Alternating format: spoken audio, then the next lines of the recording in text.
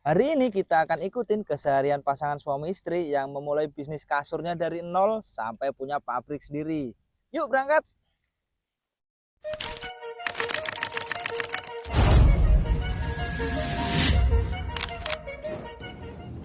Halo. Halo. Halo, selamat pagi. Ya, selamat datang di Mbah Blangkon ya. Terima kasih atas waktunya, atas kedatangannya. Ya, seperti biasa, pagi ini kita langsung cek pekerjaan di gudang produksi ya. Ada teman-teman yang sudah menunggu di sana. Ayo.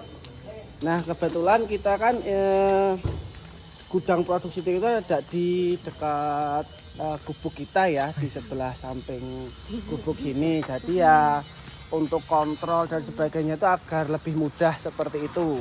Nah, dah jalan kaki langsung nyampe itu dia gudangnya. Ya, pagi juga ini kita ada briefing. Jadi setiap hari Senin pagi kita ada briefing untuk semua tim. Nah, sebelum itu ini kita mau ngelihatin nih. Ini dulu gudang kita. Nah, ini gudang awal kita. Gudang awal ini. Dan ini posisinya sekarang udah dibongkar dan alhamdulillah sekarang Mbak Blangkon udah nyicil sedikit-sedikit dan itu jadinya yang sekarang. Jadi ya ini dulu dibongkar gudang lamanya, kita pindah di sebelahnya. Ini gudang yang baru.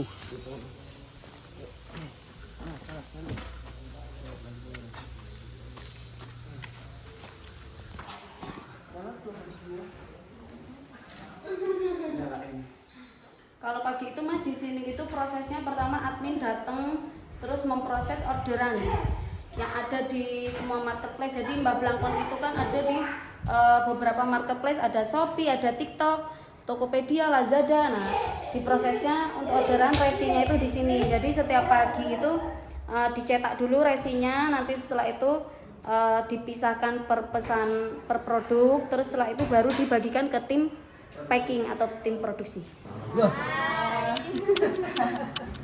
Semangat pagi. Semangat. Kalau untuk meeting atau briefing ini sama anak-anak itu kita ya sekitar 30 menit, bisa lebih tergantung apa yang dibahas sih. Gitu. Jadi intinya tujuannya itu tuh supaya briefing setiap Senin pagi itu harapannya nanti anak-anak bisa memberikan masukan, kritik, dan kita juga bisa memberi motivasi dan harapannya juga bisa semakin kompak. Briefing pagi menjadi momen krusial untuk menyatukan visi. Di sini setiap anggota tim saling berkoordinasi dari bagian produksi hingga pemasaran. Semua detail dibahas memastikan alur kerja berjalan lancar. Maju untuk masa depan. Sekarang kan ini udah pada selesai briefing, terus mulai aktivitas bekerja seperti biasa. Nah, ini ada Pak Rian, ini kepala gudang. Ini Pak Rian. Ya. Ini Pak Rian selaku kepala bidang di sini. Ini lagi milihin resi-resi. Jadi kan kita itu ada produk di Mbak Blangkon ini kan produk utamanya adalah kasur lantai. Nah, kasur lantai itu tuh berbagai macam ukuran dan juga berbagai macam motif. Nah, jadi motif untuk resi-resi tersebut itu dipisahkan per motif dan per ukuran. Itu. Nah, terus kalau ya setiap usaha itu kan pasti ada resiko, Mas. Itu resikonya salah satunya kalau online itu adalah retur. Nah, ini kita ada retur nih, Mas. Jadi returan itu kan kita repack, kita pastikan resinya juga itu udah sesuai atau belum. Nah, terus ini kan di repack, terus nanti tetap kita kirim lagi kalau misalkan kondisi barangnya memang masih bagus gitu. Oke, mungkin kita mau itu Mas mau mulai lihat di atas itu ada tempat untuk produksi seperti menjahit sama itu motong kainnya. Ini jadi tempat produksi untuk proses dari motong kainnya sampai menjahit. Jadi kasur lantai itu kan ada covernya. Nah, ini proses membuat covernya atau sarung. Jadi prosesnya itu di sini, Mas. Nah, ini nanti kain itu digantung karena ini baru prepare, disesuaikan ukurannya. Jadi ini kan kayak penggaris besar itu di atas ini. Ini nanti disesuaikan ukurannya, mau ukuran lebarnya 70 atau kita paling kecil ukuran lebarnya 70 ya Mas ya kalau di online ya. proses potong ini ada mesin potong. Pak Wifi semangat ya. Jadi proses menjahit itu ya seperti ini. Ini proses menjahit. Ini mau bikin kasur patah ya Mbak ya? Jadi kita itu kasur lantai itu tuh ada yang full per lembar gitu, ada juga yang patah-patah itu loh Mas. Jadi kalau patah-patah itu konsepnya supaya lebih simpel dan praktis gitu, dan untuk penyimpanan itu lebih ringkes gitu. Untuk ruangan live streaming. Jadi seperti ini ruangan untuk live streamingnya. Penjualan mereka nggak cuma dari toko fisik, mereka juga memanfaatkan berbagai platform online untuk menjangkau pelanggan di seluruh Indonesia. Jadi ini ruangan live streaming. Di sini ada berbagai macam sampel produk untuk yang ditawarkan pada saat live. Jadi di Mbak Blangkon itu tuh ada berbagai macam produk. Nah, yang terlaris nomor 1 itu tuh ini kasur lantai ini. Ini biasanya itu targetnya itu kebanyakan yang beli itu anak kos, anak pondok gitu. Jadi ringkes. Harganya itu nggak sampai 100.000. Coba cek deh di TikTok Mbak Blangkon ya. Yang patah-patah atau kasur lipat 4. Nah, kalau kasur lipat 4 itu dia konsepnya nanti lebih simpel dan praktis ya pastinya ya untuk penyimpanan ya. Terus kalau misalkan mau lebih tebal lagi ada 15 cm. Terus kalau mau lebih tebal lagi ada 20 cm, 30 cm itu, tapi masnya by request ya. Balmut itu adalah bantal yang bisa menjadi selimut. Nah, ini kan bantal. Nah, ini kalau dibuka ini bisa jadi selimut. Jadi ini cocok banget nih untuk traveler atau yang suka bepergian, taruh di dalam mobil gitu. Nah, tuh, ya kan? Terus selain itu ada karpet. Nah, ini yang bawah ini namanya karpet bulu raspur. Gitu. Jadi karpet, walaupun karpet tapi juga tetap empuk dan nyaman pastinya. Untuk harga kita insya Allah itu tuh udah kasih yang terbaik sih. Apalagi kalau di TikTok Shop ya. Di TikTok Shop itu sekarang itu tuh beda harga.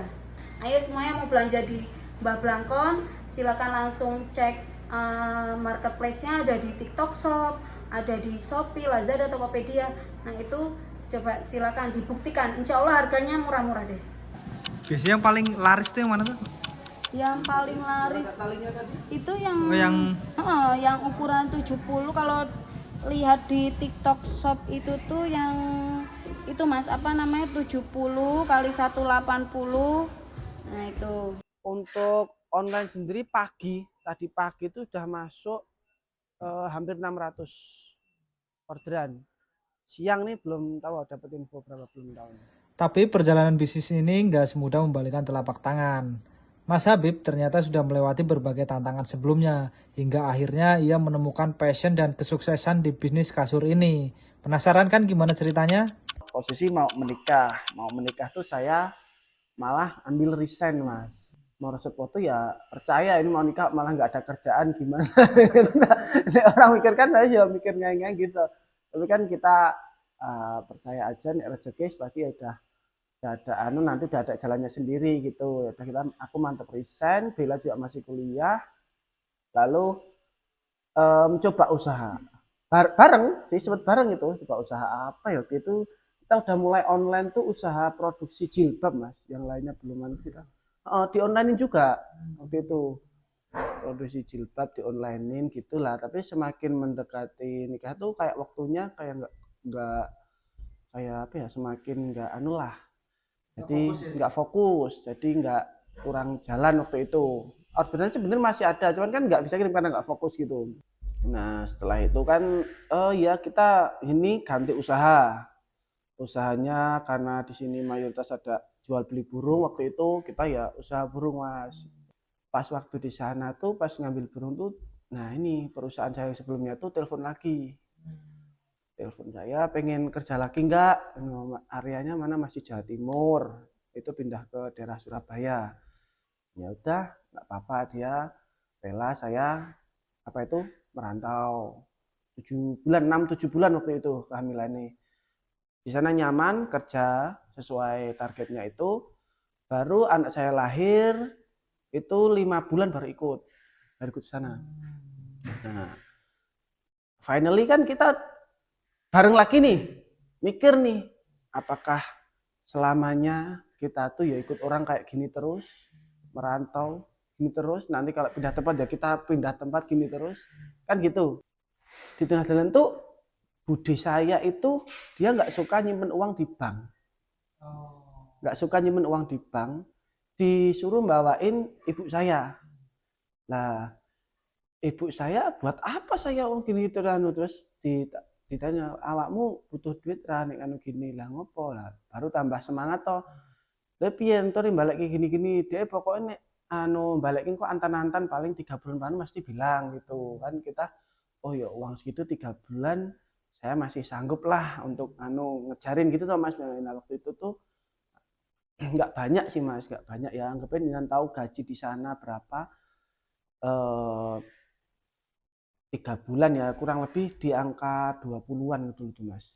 Suruh bawa dulu, mau di apa terserah, aku nggak utuk-utuk daripada tak simpen di bank intinya gitu. Ya udah uang itu, terus apa ini jadinya dapat uang itu awalnya mau saya kulaan Mas. Ecer di sini berarti ecer dengan cara online juga. Ecer dengan cara online, kulaan dulu produk jadi. Nah, yang mulai itu ya kasur dulu. Waktu awal tuh kasur dulu.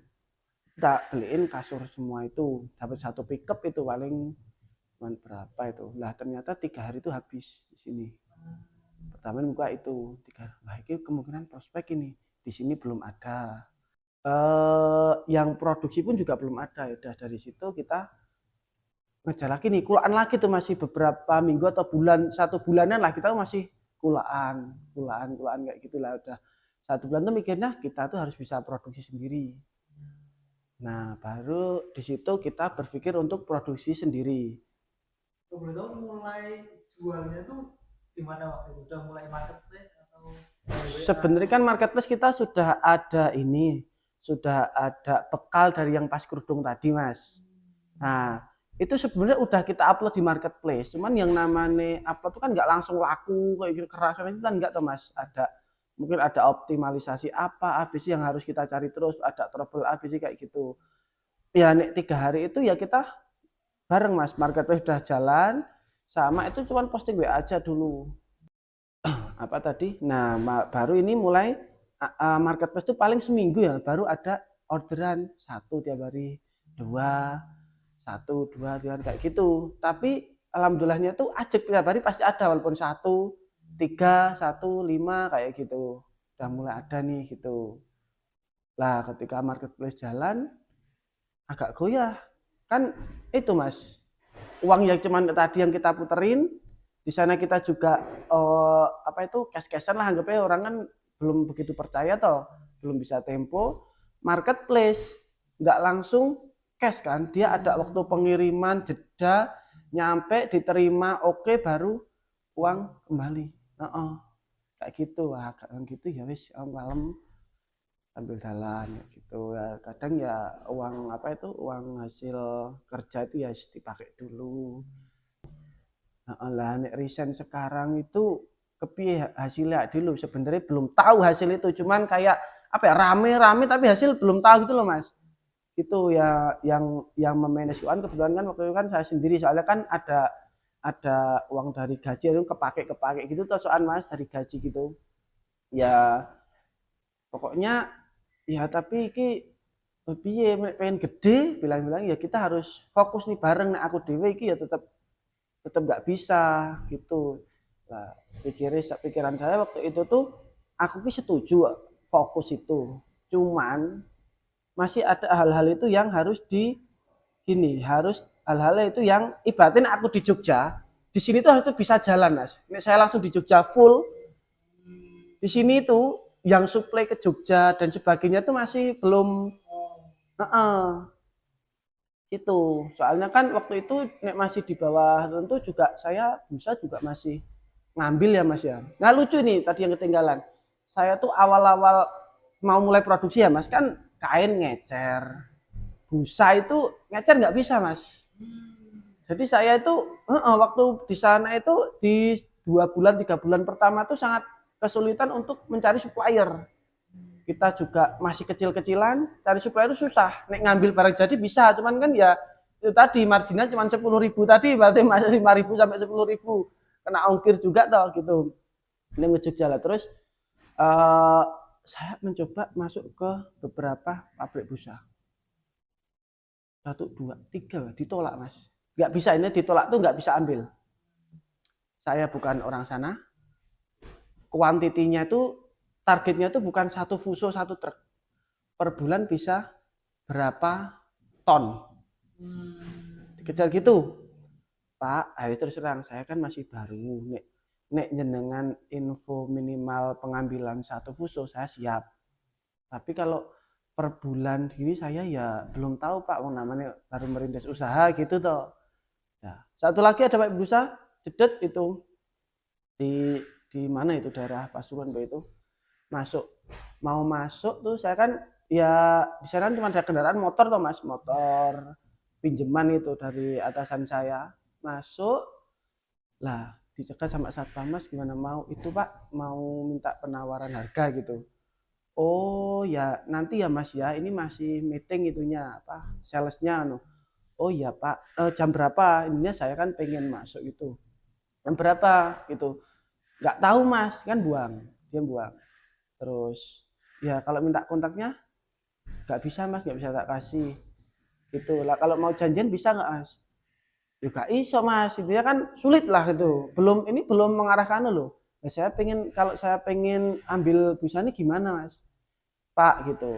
Nah, ya sampean enteni nduk kono ae nek ngarep gerbang kono ana salese metu engko sampean ngono kuwi. Apa Pak nggak bisa dikontakin Pak, siapalah gitu yang kemudian saya kejar dulu sales marketingnya toh. Enggak dia. Wae lah, sampean ninggal nomor ae. Engko tak sampai ini gitu. Udah saya ninggal nomor, tak tunggu beberapa hari nggak ada yang hubungin, saya juga nggak punya kontaknya dia. Kayak gitu. Udah 3 itu terus mulai bisa busa itu. Nah ini yang kedua ini yang tadi minimal tontonan berapa 10 ton atau berapa per bulan aku lupa itu.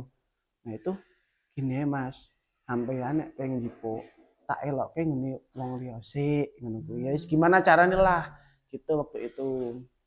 Nah sampean ngendi to mas ngono, sampean ngene aku nek tinggal ning kene ning di sinilah deket desa situ, baru lale gawe ya di sini Pak, cuman ya tak kirimnya ke Jogja gitu. Nah lambat laun itu sama apa itu manajernya lah, bukan yang punya itu, manajernya itu dikasih lah. Lah saya mulai ngambil itu ternyata malah kenceng. Mungkin dia bilang seminggu itu berapa itu udah malah sebulan tuh udah lebih. Nah dianu gitu loh mas, kita juga nggak tahu. Kita lebih lah, setelah sebulan tuh malah ownernya pengen ketemu. Ownernya apa? Saya pengen ketemu, malah nawarin alat gitu sebenarnya mau dibuatin di sini dan sebagainya kayak gitu. Cuman ya mikirku aduh ntar apa ya namanya kayak gitu tuh ya, hati-hati nanti kekancing gitu loh mas, kekancing kurang leluasa lah gitu ya. Kita semampu aja dulu lah, aku juga masih kerja waktu itu yang penting bisa order semampunya dulu. Awalnya gitu sih busanya, berarti busa itu udah bisa mulai ambil, kain ngecer masian. Soalnya kan ibaratnya keuangan tuh dilimpahkan ke busa dulu yang harus full kayak gitu toh mas, harus satu truk gitu. Itu. Nah itu tuh, nah tadi kan di 1 tahunan tadi mas, di akhir tahun 2020 ya, saya lihat marketplace ya waktu itu, jadi yang dari Lockwood itu hasilnya paling ya mungkin ada, tapi ya apa ya belum bisa kalau untuk ini, untuk intinya isane gue gede terus itu mas. Kalau setak kayak gini nanti kalau ini nggak jalan, ada produk baru itu kayak belum bisa jalan ibaratnya gitu. Kalau misalnya kok produk ini kan kita harus terus kreatif, inovasi toh mas, kayak gitu loh. Kalau kita jualan ini terus, ya kalau ini produk ini kok mulai menurun atau mati gitu loh mas, itu ketak gitu gimana? Nah, wis aku jawab sama istriku gini aja. Aku tetap ada planning, tapi tak pastikan dulu yang dari Jawa Timur itu untuk supply itu aman. Sebulan lagi saya bilang, Pak, saya tetap kayaknya mantep tetap mau resign Pak gitu. Loh, tenanan lah ini dong ono gentine lah emang usahamu wis jalan lah emang apa tuh sampai tanya emang usahamu bisa hasilnya bisa berapa kali gajimu di sini kayak gitu loh. Nek iku memang lebih dari 2 kali gajimu silahkan. Neng nek enggak aku masa neng aku enggak mau ngandalan kan gitu.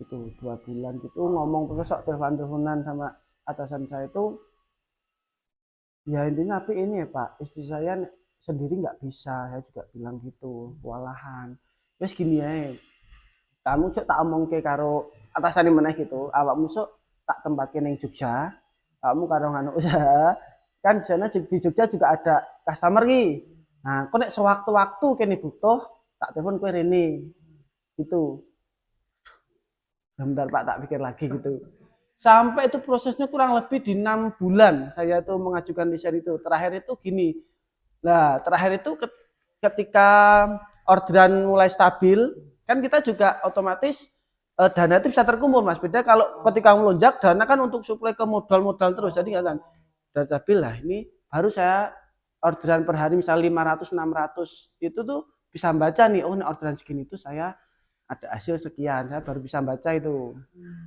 oh gini-gini terus istriku esok Zain tak sekolah ning Jogja wae lah iku nanu gitu Zain 3 tahun tuh mau di sekolah di Jogja ya udah istriku malah jadi sering di Jogja lu lagi wis ngajuin desain lagi ya ngajuin desain lagi ngomong tanyain berapa kali gaji ya tak samain aja tak liatin data paling gini sih Pak gitu beneran segitu iya Pak ini kalau nggak melonjak kalau nggak overload kayak gitu yes nek gitu wis piye meneh aku ra iso ngendoli cuman mbok dipikir meneh nek aku awakmu ning Jogja ra apa-apa engko usahamu penting kerjaane beres gitu lho gitu enggak Pak saya enggak bisa Pak nanti enggak enak soalnya kan ya saya tahu pekerjaan di sini memang fleksibel bisa tak kerjaan sampai malam dan itu kalau untuk laporan bisa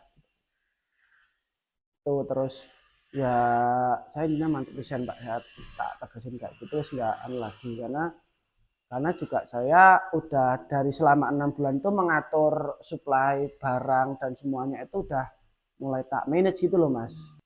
Anak saya tuh sok tak pakein belangkon. Anak saya yang pertama tadi si Zain tak pakein belangkon. Lah ini kita kan orang Jogja, kita pakai aja nih nama belangkon sebagai identitas kita dari Jogja. Kayak gitu dari Jawa kayak gitu. Kedepan pun pasti kalau orang Blangkon tuh pasti taunya dari Jogja kayak gitu tuh Mas. Nah, ya saya terus kepikiran ya diskusi sama istri saya Blangkon yo, tapi kok kasur kayak gitu gimana? Ya biar orang tuh malah cross yang bikin orang penasaran tuh di crossnya itu, mana gitu. Dan ya bener Mas, ketika itu mulai masuk toko, sempet kan masuk toko mebel gitu sana. Dari mana? Bah Blangkon gitu. Lah jualan kasur ya gitu pada heran dulu awal gitu dari gitu dia jualan bahkan itu di marketplace tuh orang kan saya kasih nomor saya ya di itu apa di marketplace di apa ini Maps nah Maps ada yang hubungin tanya Blangkon iya kita nggak jualan Blangkon nggak kira jualan kasur lu kira ini soalnya ya sintetiknya bagus Mas kira jualan Blangkon gitu. Oke, kalau di marketplace itu pasti ya semuanya hal baru ya Mas waktu itu ya. Jadi kita benar-benar mempelajari segala sesuatu sendiri gitu. Ada komplain, ada selisih ongkir kayak gitu, terus ada penalti itu terutama waktu itu ya kita hadapi kita cari solusi Mas depan kayak gitu satu persatu dan saya mikirnya gini, misalnya itu ketika belum mengerucut, ya udah kita lakuin dulu apa yang bisa dilakuin toh Mas, satu persatu kayak gitu. Mungkin ini salah satu problem ini hasil baru mikirkan yang ini. Nah, biasanya itu kita maksimalkan dulu troubleshootingnya itu cara penyelesaiannya gimana. Kalau sudah final kita nggak bisa mikir buntu. Ya udah terus kita serahkan sama Gusti Allah kayak gitu Wah, nggak bisa, nanti kita cari hal lain kayak gitu biasanya. Iya, selama ini alhamdulillah pokoknya kita usaha dulu, misalnya ada trouble apapun itu, misalnya kayak gini contohnya, ekspedisi nggak mau nerima. Ya kita ekspedisi waktu itu kan gede banget nggak mau nerima. Kita cari ekspedisi sampai semua ekspedisi itu kita hubungi, kok nggak ada yang nerima beneran toh ini, nggak ada yang bisa bantu gitu. Dia nerima bisa tapi harus gini-gini, gimana caranya kayak gitu ya. Kita usaha maksimal gitu. Nah akhirnya waktu itu cari sana sini sana ada yang bisa ternyata. Namanya membuka peluang usaha ini ya, yang kita pandang itu kita jualan nggak cuma di daerah kita sendiri, di lingkup sini tok. Targetnya kan tetap meluas. Salah satu apa itu prasarannya ya ada marketplace tadi tuh Mas. Itu ditunjang juga dengan sosmed kayak gitu. Nah, marketplace sudah kita jalankan. Lah, sosmed ini kita apa ya? Kita kejar lagi. Gimana sosmed ini kita harus bisa membuat orang tuh tahu Mbah Blangkon kan kayak gitu. Nah, maka dari itu waktu itu ada itu nama zaman itu apa endorse ya. Nah, endorse itu kita ya follow up ke beberapa orang yang berpengaruh ya. Waktu itu ada artis ada, atau juga yang lagi naik daun, yang apa itu lagi naik daun booming, atau yang lagi FYP itu Pak Mas di TikTok. Nah, kalau artis itu ada si siapa itu Mbak Citra Kirana, itu kita minta bantu untuk memperkenalkan produk kita, endorse ke dia. Terus ada siapa itu Adelia Pasha, itu ya istrinya Pasha Ungu. Tuh, itu kita memperkenalkan produk-produk kita kayak gitu. Terus ada itu Gus siapa itu yang muda itu, Gus yang kita kan sekarang misalnya pondok itu ya mulai ada kasur lipat itu ada Gus Asmi juga gitu. Dan juga influencer lain ada yang misalnya yang lagi rame di TikTok, misalnya kalau jenengan tahu Alfi Saga, terus siapa lagi ya, banyak sih Mas, ada sih nanti foto-foto dan yang udah kita upload. Penjualannya pengaruh ya untuk endorse itu? Endorse itu lebih ke apa ya, kayak personal branding ya Mas, atau memperkenalkan produk-produk kita, lebih ke kayak gitu. Nah kalau penjualannya itu pasti sih ada peningkatan ya Mas, tapi dia biasanya baru follow akun kita dulu, kadang nunggu promo atau apa kayak gitu. Terus emang dia butuh ya langsung, itu biasanya impactnya tuh belum tentu langsung kalau endorse Mas, belum tentu langsung ya, cuman kadang orang tahu oh besok ini aku butuh berarti kesini, baru seperti itu dulu gitu. Yang kita lihat tuh biasanya followernya yang kita nambah, yang langsung kelihatan. Nih, untuk orderan tuh nggak bisa dibaca dari situ gitu. Followernya nambah dulu. Nah selain itu untuk memperluas ya, nah untuk penjualan waktu itu Mas, TikTok tuh kan belum lama ya untuk masuk ke penjualan ya. Dia dulu kan sosmed aja. Lah ketika TikTok masuk penjualan, mode penjualan, seller center kayak gitu, kita kan ada waktu itu ada mulai live kayak gitu tuh Mas.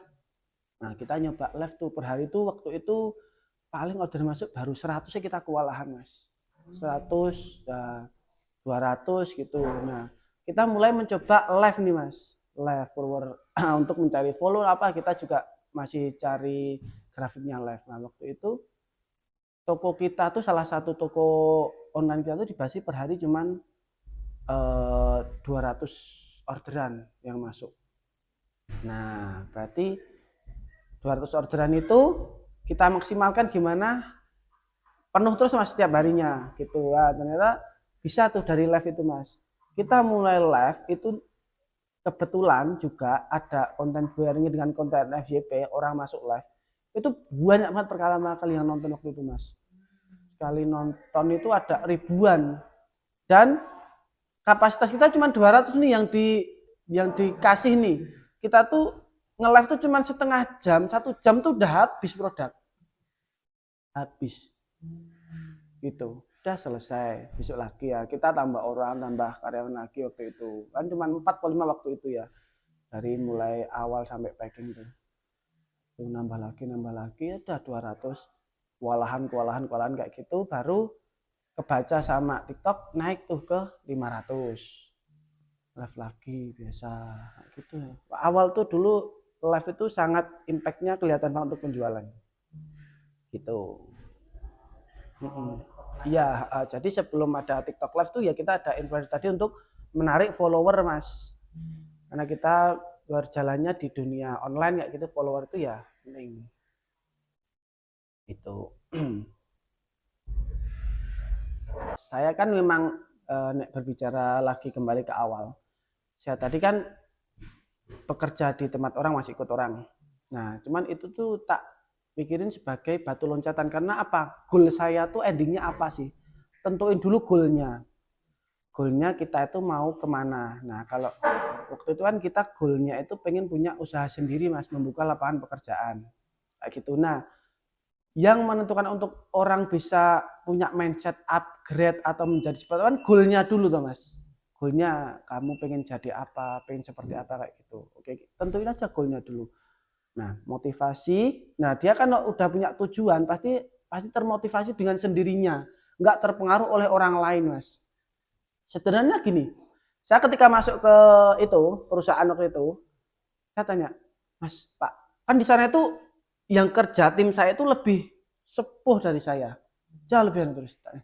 Pak, mendengan pun punya usaha apa, punya apa, nggak ada yang punya, karena mereka nyaman di situ. Wes pokoknya tiap bulan pokoknya nyaman, ada gajian ya nyaman, udah lebih dari cukup gajiannya, nyambi apa saat ini gitu. Oh, terus tak kasih apa ya pandangan gini, gini usaha gini tuh mereka belum ental. Jadi oh ini belum semikiran, mungkin bukan enggak tapi belum semikiran. Tapi kan besok emang sampai tua dengan bisa bekerja di sini terus pak, ada yang jamin. Udah tak patin gitu. Pikir sesok itu kayak gitu. Betul. Salah satunya kan mereka belum punya goal yang pasti kan kayak gitu. Nah, terus saya kembali lagi ke tujuan awal saya, berarti tetap harus pengennya buka lapangan pekerjaan ya buka lapangan, cari modal, cari usahanya apa yang mau dibangun kayak gitu. Dulu kan juga sempat buka apa itu buka usaha dan lain-lain sebagainya kan belum ada. Mumpung saya itu masih kerja, sekalian bisa membackup modalnya kayak gitu. Lalu ya gini, orang tuh kalau ditanya pengen sukses pasti pengen tuh mas, siapapun pengen sukses pengen. Cuman tujuan itu pasti ya, goal itu karena itu yang mendasari untuk menumbuhkan niat. Goal itu niat itu pasti ya, niatnya dimantepin beneran. Yang kedua itu jangan cepat putus saja, jangan menyerah. Itu komitmen konsisten. Itu sih mas. Yang ketiga nih mau mulai dari mana ya tadi? Yang out of the box atau to be different tadi, to be in the box itu. Lalu ya bener sih yang jangan lupa sedekah, tetap berbakti kepada orang tua, minta doa terus, itu bener banget. Soalnya setiap masalah apapun, pokoknya ya kita nggak tahu kadang tuh, oh bisa diselesaikan ternyata masalah kayak gini gitu ya, mungkin salah satu dari doa orang tua kayak gitu. Oh kok bisa tiba-tiba meledak kayak gini orderannya, ya mungkin salah satunya dari doa orang tua. Mas Habib nggak cuma duduk di kantor, dia sering turun langsung, ikut memantau bahkan bekerja bersama tim. Dedikasi seperti inilah yang bikin bisnisnya terus berkembang. Jam-jam tertentu tim live itu membuat konten kayak gitu. Jadi agar tokonya juga hidup, ada suatu yang menarik ya, dari live gitu, dari konten kayak gitu. Dan jangan lupa follow akun kami kayak di Mbah Blangkon Official ataupun satunya di Tutu Kasur. Ya kalau ini kan biasanya kan kalau sore gini mas, kalau orderan memang banyak itu overload, nanti ada lembur juga, ada lembur nanti bisa lanjut sampai jam 9 tergantung orderan yang masuk. Ya tadi tak lihat sih ada sekitar 700-800 untuk hari ini, jadi kemungkinan nanti ada lembur. Nah nanti kalau sudah selesai ini mungkin saya sama Bunda ya apa itu sama anak-anak nanti bisa keluar dulu bentar, lihat suasana, jalan-jalan sore kayak gitu mah. Nanti setelah itu ya anak suruh belajar habis maghrib sampai nanti kita setelah anak tidur lanjut lagi mas ngecek pekerjaan mas udah terkirim semua atau belum sebelum teman-teman karyawani pulang. kita pastiin kerjaannya di jam 9 itu Mas. Kita cek lagi, kita kontrol lagi semuanya udah aman, udah sesuai target apa belum, seperti itu. Kalau normal Mas, nggak dalam itu jam 5 udah pulang semuanya, jam 5 sore. Nah, itu harus kita pastikan sore itu semua orderan yang masuk pada hari itu juga sudah terkirim semua. Misalnya ada kiriman sudah dimuat, tinggal berangkat besok pagi, kayak gitu. Setelah seharian melihat proses produksi hingga mendengar kisah inspiratif keluarga Mas Habib, akhirnya sore pun tiba, saatnya kita berpamitan. Ya, terima kasih ya Mas ya. Semoga sukses ya Mas ya. Ya, ya. Terima kasih sudah mengikuti kegiatan kami hari ini. Yang suka konten kami bisa like, subscribe, dan share. Jika ada saran atau rekomendasi pekerjaan yang mau kami liput, bisa komen di bawah. Thanks.